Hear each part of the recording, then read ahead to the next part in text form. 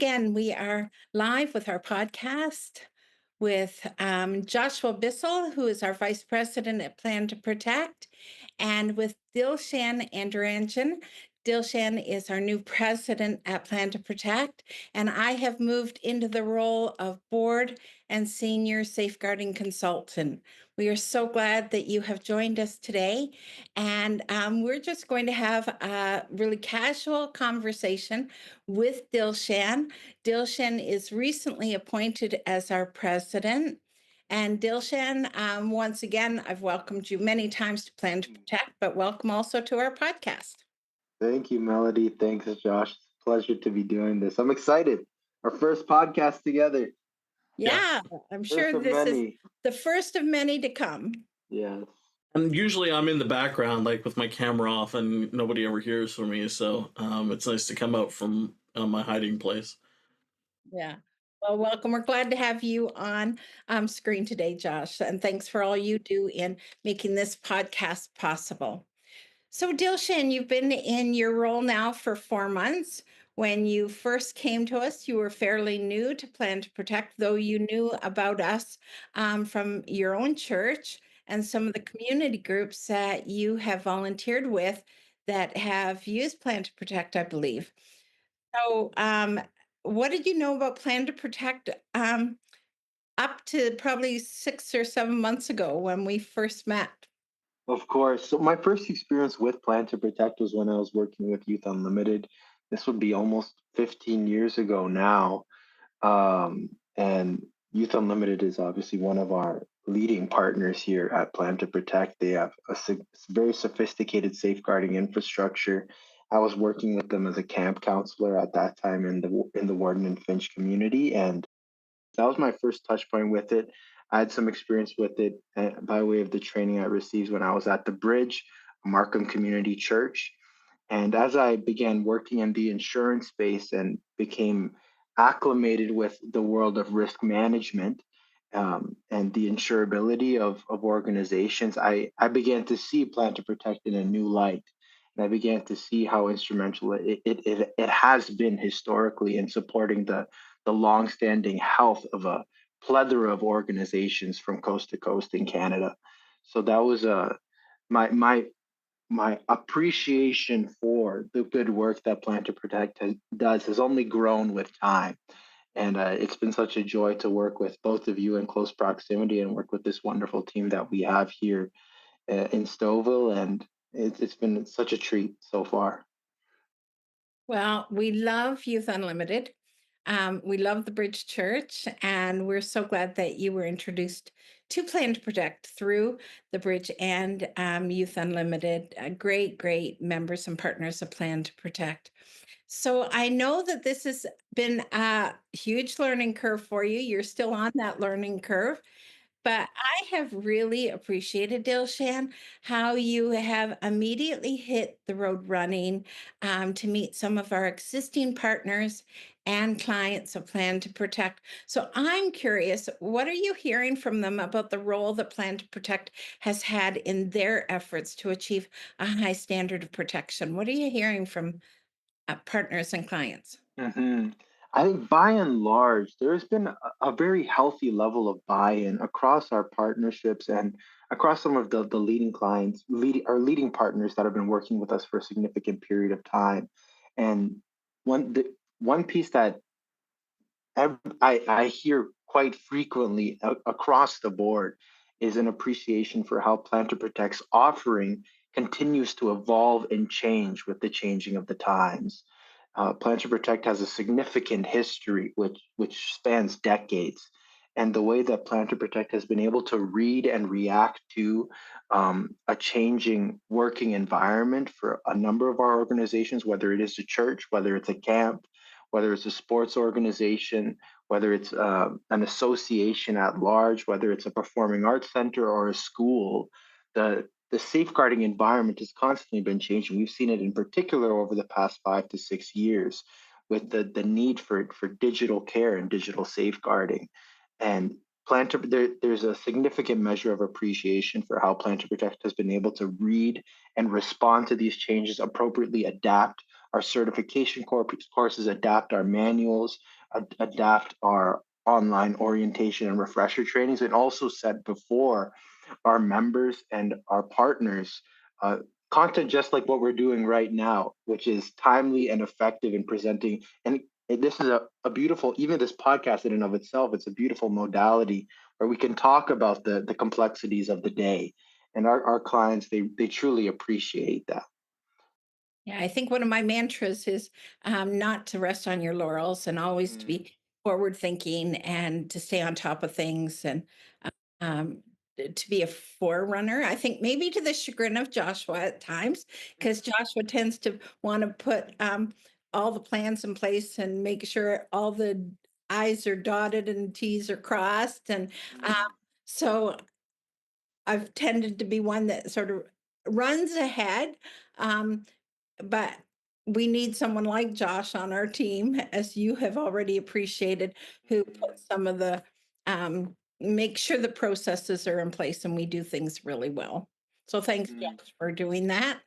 mm, But I'm so grateful, Dilshan, that that's sort of your personality too, is to be a bit of a visionary and not to take things slow, and but to make sure that we really are providing our clients and partners the very most updated safeguarding tools and tips, and stay on top of the standard of protection. So mm. I appreciate you both a lot. Well, I'd have a hard time putting things into effect and coming up with the systems if there wasn't a vision for where we're going. So, Melody and Dilshan, thank you very much for that. It makes my life easier. So, one of the things we love to do at Plan to Protect is, and honestly, this is like, it feeds me. This, I often tell clients, this is like payday when I get their emails or text messages from us telling them, giving us feedback on some of the experiences that they've had engaging with either a training material or with a manual or with their account managers or some of our services. So we get some really encouraging words, and just some recent ones. Let's share some of them with our listeners. I'll start off, and then we can take turns reading through some of these great comments that we've received from some of our clients and members. The one that came in recently said, as always, the trainer was fantastic. Our team learned so much from her, and we couldn't have asked for a better session. Top marks all the way through. Thank you for your exceptional service and for all the hard work you and everyone at Plan to Protect do for our community, particularly for those that are most vulnerable. That was so encouraging to me to read that. Yeah, I love just before we go on, just like the fact that we've got national trainers across Canada and the States. We've got a great team in the office who does training online or in person or whatever else. And, you know, we don't just like trust that these people are doing a good job. We've seen them train. We work with them to make sure that they have the resources. And I mean, the feedback's so positive. So really, really great that. Yeah. Dilshan, why don't you go ahead? Yeah, I love this next one. It says, my mind has completely changed at this point. Even in a small town church like ours, having an abuse prevention program like Plan to Protect is crucial. A small church is still a community with vulnerable individuals, including children, seniors, and newcomers. I love that. Like our mandate here is to meet organizations where they are at and providing them with what they need and what they can implement with the resources that they have. And this feedback certainly reflects that sentiment.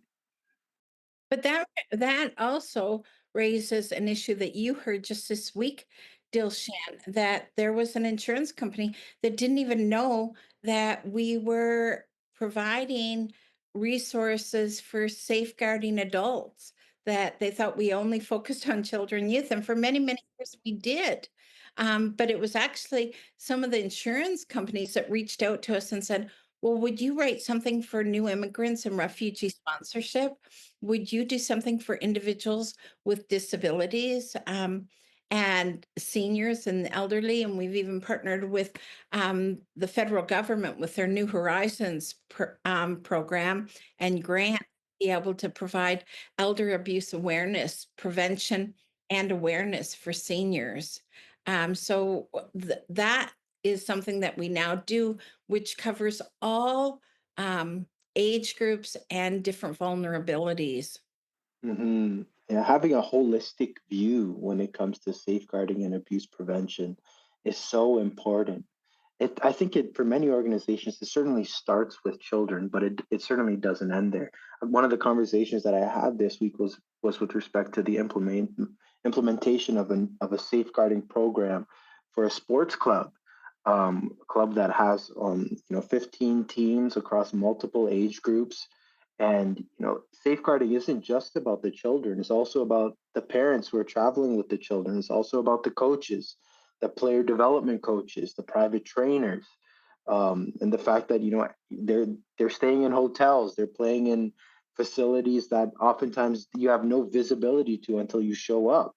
So it's a very we're dealing with a very complex environment when it comes to risk management, and how taking a holistic view when it comes to our approach is something that we take pride in here.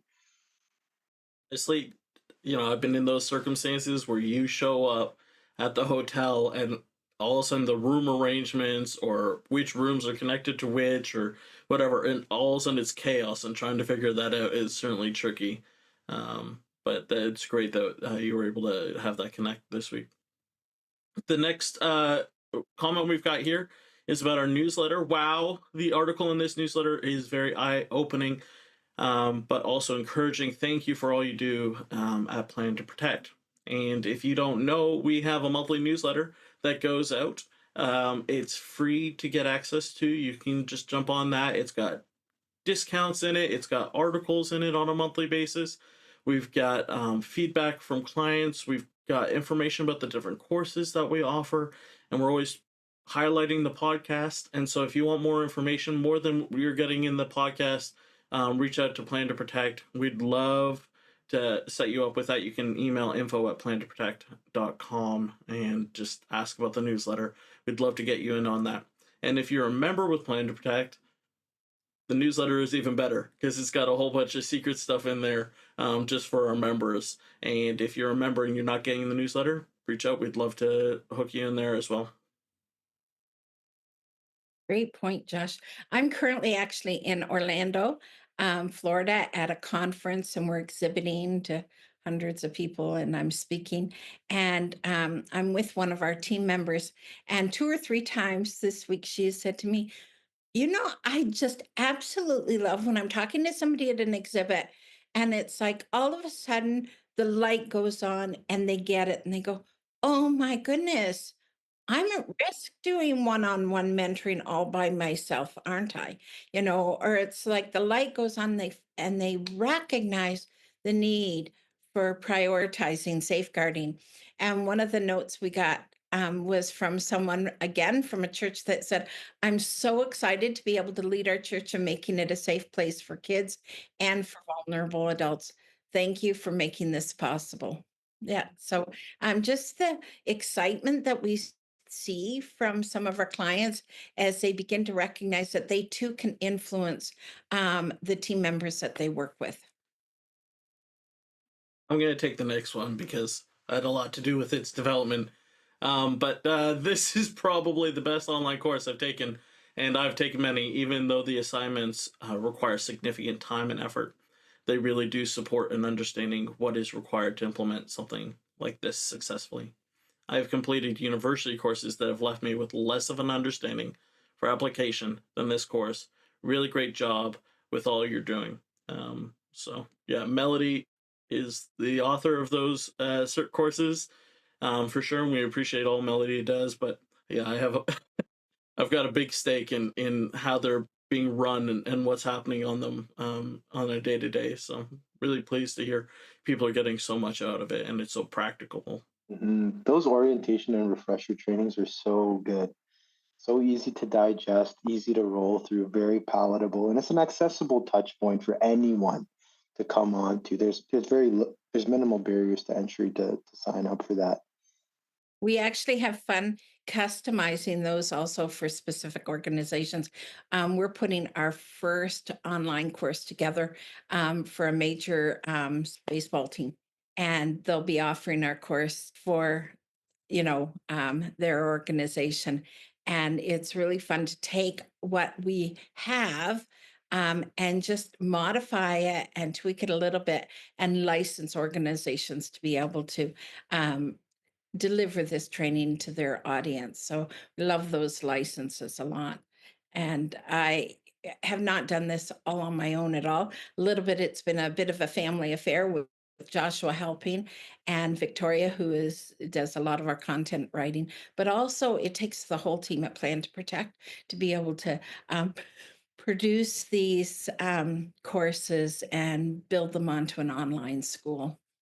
Yeah, we got to give a shout out for Craig, who does all of that course development, and plugs it all in and builds all that out. So yeah, big shout out for Craig today. Dilshan, you want to read the last one? Yes, for sure.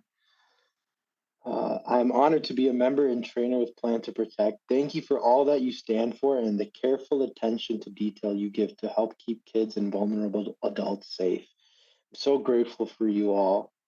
It's awesome. Our train the trainer is definitely it's one of our staples here at Plan to Protect, and it's definitely one of our certification courses, which has a significant measure of buy-in across the board, and it's a great way to get your annual trainings with respect to safeguarding and abuse prevention going, and it's an exciting course facilitated by a great team.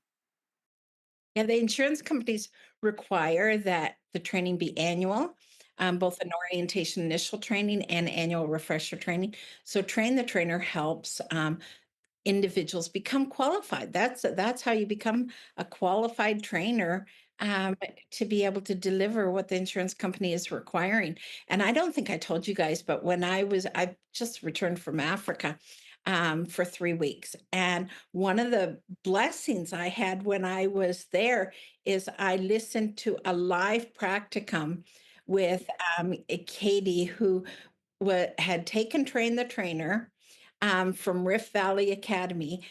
Rift Valley Academy actually is one of the most recent recipients of our Plan to Protect Seal of Excellence. And they asked for a new trainer to go through our Train the Trainer program. So while I was there, I was able to listen and evaluate Katie's practicum, and just to see how she contextualized our content for the context of a boarding school with 500 students, house parents, mentors, guards, dorm parents, teachers. It was actually amazing to see what an awesome job she did. And she actually qualified to become a national trainer. So we could actually have a national trainer from Kenya. Wow. Melody, going from Kenya to Florida, that's not quite fair. From warmth to warmth, through the spring, like that's one way to go. This new role really suits you. Yeah, I love it. So, Dilshan, you have met with also some potential clients, people that are new to Plan to Protect or may have heard of Plan to Protect, but have not really been a client of Plan to Protect in the past. So, what are you hearing? What are some of their pain points that you are hearing about? Yeah, that's a good question. I think Plan to Protect, by and large, its brand name carries a lot of weight here in Canada, and so by and large, most organizations are familiar with our name across the board. Um, and given the way that insurance agencies are underwriting abuse liability coverage and the stipulations they are putting in place when it comes to um, organizations who are looking to acquire an abuse liability policy, there's the need for a written safeguarding policy, the need for annual trainings, the need for annual refresher trainings, the need for documentation protocols, reporting frameworks. It's all there. So there's an appreciation for the need. It's just a matter of getting organizations to the point where they feel comfortable with the ramp up time that is required to get there. Time seems to be the currency which is the most it's the most valuable currency in terms of what it's trading for these days. And a lot of these organizations, it's not just about the time to implement, but also the time that it takes on their user side. So, for example, an association, a provincial sports association that is governing, let's say, 400 or 500 different clubs with thousands of teams playing across a multitude of age groups, they're looking at tens of thousands of coaches who are needing some semblance of training, tens of thousands, and then on top of that, there's tens of thousands of parents who have a significant level of investment in these clubs who are also in need of training. So the time that is being required by way of these trainings, the time that is being required by way of the introduction of something new beyond the scope of what already exists. Many of these sports organizations are implementing some shape or form of safe sport, which is really it's a very the framework that is being mandated by the provincial level, but there is a need for something broader. There is a need for a more sophisticated offering, which Plan to Protect's decades of expertise. That's what we bring. So getting organizations to the point where they feel comfortable with spending the time, not just at their end to implement something of our nature into place, but also getting comfortable with requiring their coaches, their parents, to come on board and perform these trainings, take these trainings, and implement these policies. That's really the big roadblock, and that's the hurdle that we're really trying to overcome right now. The way I overcome that, personally myself, and I know it has been a huge shift for me personally. For anyone that has heard my story about Plan to Protect, I was actually the executive director of a children's charity in Ontario. We were working with 50,000 children a year, had over 1,000 volunteers. And the insurance company wrote me and asked me if we were doing all the things we needed to do to qualify for abuse coverage, and we weren't. And this goes back 25 years ago. And the insurance company put our insurance on hold, so we didn't qualify for abuse coverage anymore. And my board told me I had to get on top of this. We had to qualify for abuse coverage. They weren't willing to take the risk of not having that in place. And I honestly, and I am embarrassed to say now that I was not impressed with that insurance agent. Like I literally gave him a piece of my mind, might have hung up the phone on him. I just thought, you got to be kidding. The amount of time and energy and effort this is going to take and the cost, like, I've got more important things to do. That's probably what went through my mind at the time. And for me, the paradigm shift happened when I started reading the lived experiences of individuals that had been abused as children. And if you're struggling with this time issue, really honestly, start reading lived experiences of victim survivors of abuse and the impact this has had on their whole life, like individuals like Sheldon Kennedy and Theo Fleury and other individuals that have been abused either by gymnastic coaches or clergy or school teachers. And these stories are heartbreaking. For me, that's what made the shift in my heart and in my mind to say, no, honestly, are you kidding? 1 hour once a year is not a small amount of time, is not a big amount of time to invest in protecting those that are the most vulnerable. And this has to become a priority. And I know as a mother and a grandmother, um, honestly, this is a gift we can give to them and their children and grandchildren to really, really protect them. So I don't apologize, and I know our team doesn't apologize for the high standard of protection that we recommend and encouraging people to make this investment of time. But I agree with you, Dilshan. that's what a lot of people struggle with is they want to have short trainings, or no training at all, or training only once every 5 years or something, to train their workers because they think that is what their workers want and need. But honestly, when it comes down to the investment to protect a child or a individual with disabilities, we should be going above and beyond to protect those that are the most vulnerable. Melody, you just highlighted something that's so key is in that role you were in, you were both the person who would have been filling in the insurance disclosure and would have been implementing the policies and setting up the policies. So many of our organizations, there's those are two different people or totally different bodies. So you might have somebody on the board who's filling in the insurance disclosure, but the children's pastor or the principal or somebody else is the one who has visibility about whether that's happening or not. If I just want to encourage our listeners today, if you're the person who fills in an insurance disclosure and saying, yes, this is all the things we're doing, please be talking to the person who's responsible for it.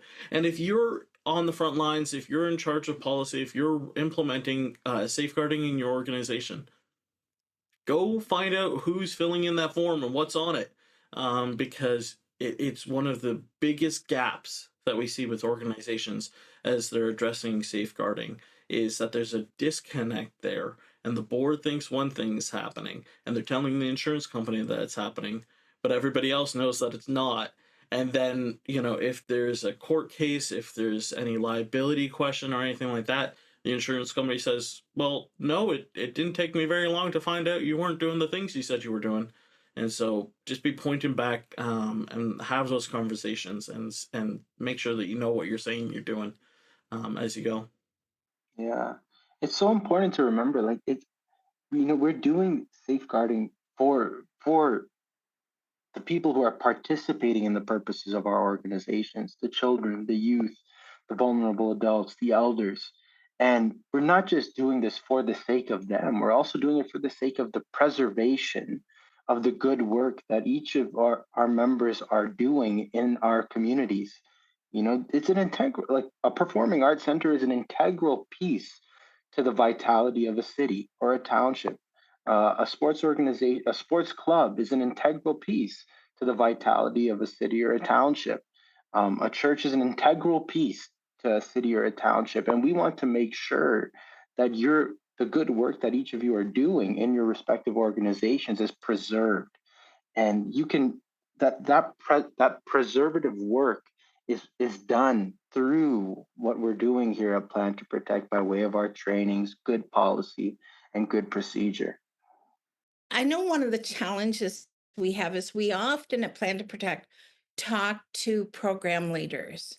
We'll talk to the school teachers, we'll talk to the volunteers, in churches, we'll talk to, program leaders. But then and they'll buy in, they'll get it. They want this program because they're running the program. They understand the risks that they face and how much they are spending time either one-on-one with kids in a, big brother, big sister, mentoring, counseling role.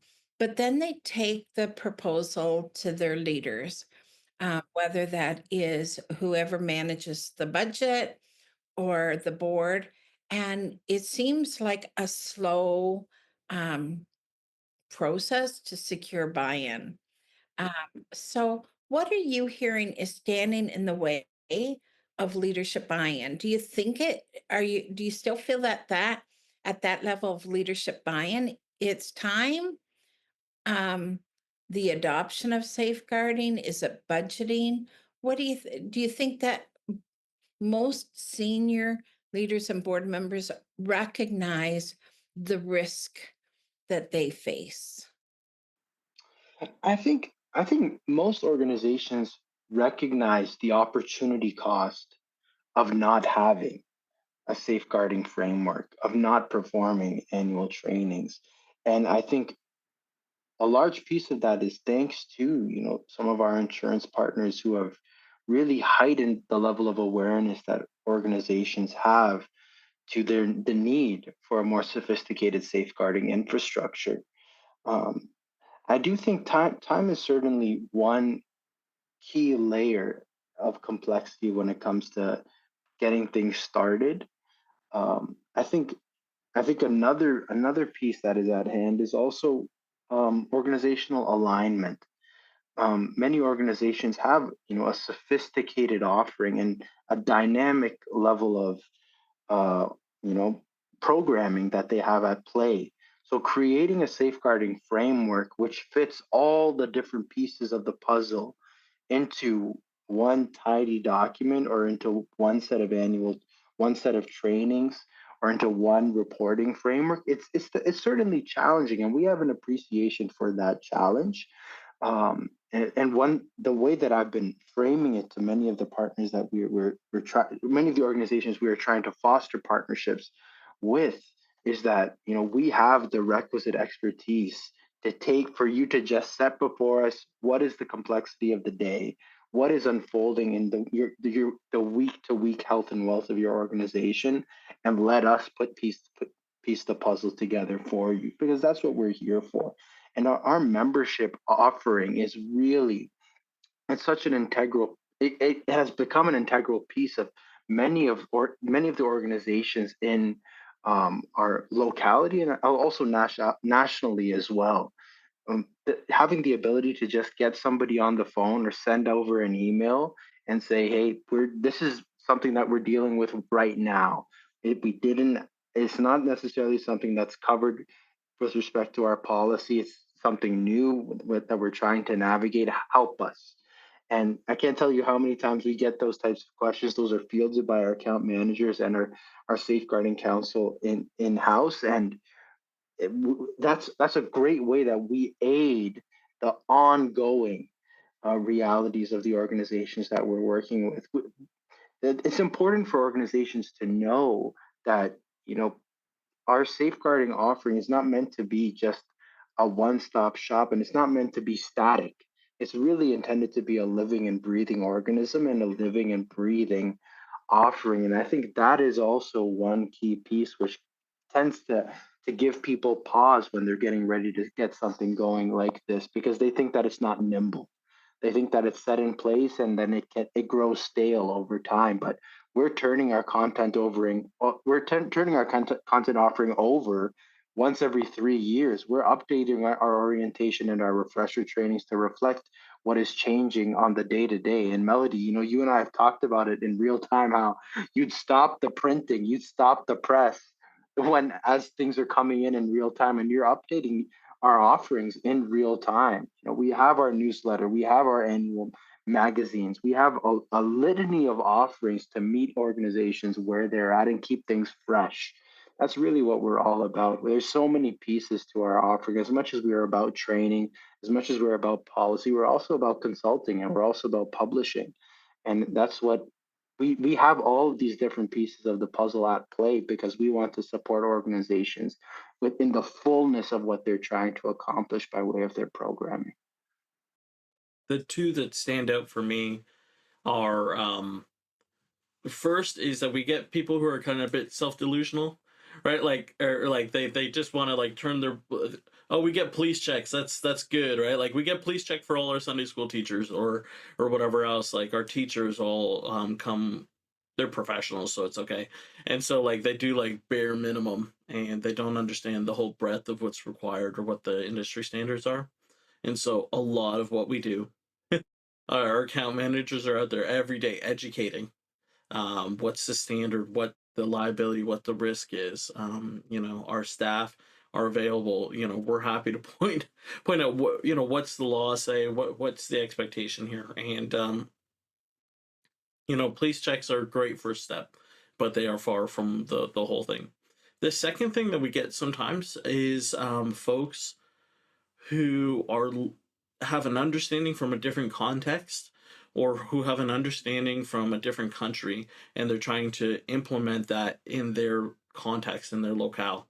And so we get folks who are saying, oh yeah, our denomination office is in the UK, and they've given us a policy, But the law in the United Kingdom, I'm here in the UK. The law in the UK is very different than it is in Canada. We get folks in the States saying, "Oh yeah, somebody wrote something up for us in Canada," and those are different places, right? And so we've got the expertise, we've got the knowledge about if you're in Canada, if you're in BC, what do you need in British Columbia? If you're in Ontario, what do you need in Ontario? If you're in Idaho, what do you need in Idaho? And we're able to connect with people there because we've got that understanding, those years of experience, and making sure that you've got a contextualized policy and procedure and plan in place so that you're not gonna have any problems, in your context. Great. Okay, well, we're coming to the end here, and I've heard some really great things that you've both said and what we've contributed to. And I know one of the things I'm most excited about at Plan to Protect is the relationship building that we do. I'm an account manager of our Going the Distance members, and I love it. I mean, they're always quite amazed that they get me on their team. I literally say, just imagine that I'm part of your safeguarding team. You can email me, phone me whenever you want. And I literally get text messages and phone messages on my cell phone almost around the clock, especially with some of our camp members at our GTTs. We call them GTTs, which are going the distance members. And they email me, text me during camp season when they have hundreds of kids at camp and there's a disclosure of abuse, and they can reach out to me, or we can help keep their policies, um, you know, uh, current and up to date. So I love the relationship building. That's what I'm most excited about at Plan to Protect, is continuing to build those relationships and continuing to walk alongside of organizations when they need an investigation or an audit done. I can spend much more time doing that now than I was able to do in the past when I carried both the role as senior safeguarding consultant and president. Now I can spend more time doing that relational consulting and leave sort of the day to day operations in the hands of these two amazing men. Uh, what are you most excited about at the future Plan to Protect? Josh, let's start with you. You've been with us right from the beginning in, I think, every role that we've had, or most roles, maybe not president and maybe not finance, but almost all the other roles. So, what are you most excited about? Yeah, from senior box shifter, all the way up to vice president. What about that? On and off with Plan to Protect for many, many years now. What am I most excited about? I'm excited about the opportunity where we're going digitally. We've got a lot of things coming down the pipeline, a lot of secret plans that are getting worked on in the background here. And so getting to work with the team on that side of things. I'm really excited, for the last couple years we've had the account managers in place, and if you're one of our members, you know what an asset that's been, rather than just like calling the office and getting a different person every time. You've now got a dedicated person on your team, Melodie for the GTDs, or our wonderful team for the rest of the members. And that is scaling up the business. That is giving resources to our clients in a new way that we've never had before. So I'm excited to see where that continues to go. And, with our product offerings and everything else growing and constantly developing and renewing, like Dilshan was talking about. But those account managers are doing amazing work. And so getting to see what they're doing and getting to chat with them about the conversations they're having literally every day with our clients, that is so exciting about the future for me. Okay, so Dilshan, close us off. Tell us what you're most excited about, and you can bid farewell to everyone on our behalf. Of course. Thanks, Melody and Josh. Thanks for having me on the podcast. Hopefully, this isn't the last time. Hoping that we'll get to do this again soon. But it's. I think the thing that I'm excited about the most is getting to work with this great team. I think both of you have done a really intentional job of recruiting great talent, retaining great talent, and there's a culture of excitement and anticipation for what's to come in every sphere of our organization, right? As you said, Josh, our digital offering, by way of our consulting offering, our publishing offering, we have a lot of things at play here, and we're on an exciting trajectory with a number of things that we're preparing for to aid and continue to support organizations in real time as their environments are changing. The safeguarding uh, environment of Canada and even internationally as well. It's changing in real time, and we're taking concerted and intentional steps towards meeting those needs as they come and as they arise. We're doing our best to be proactive and getting out ahead of things rather than running from behind. And all these new initiatives that we're talking about by way of our digital offering, and even some of the things that we're doing by way of our publishing as well. It's exciting, and getting to do it with a great team. It's truly a privilege. So exciting to continue to build out our team, continue to equip and resource our team, and flesh things out into the future. So yeah, thanks everyone for listening in and taking the time to speak, to listen in and hear our voices as we've been chatting about clearly what is a passion project for all of us. Hope all of you are doing well and listen to this leisurely and have enjoyed the time that you've afforded us to listen in on our podcast for this month, and hope to have you back next month. Thank you. Bye, everyone. Thanks, y'all.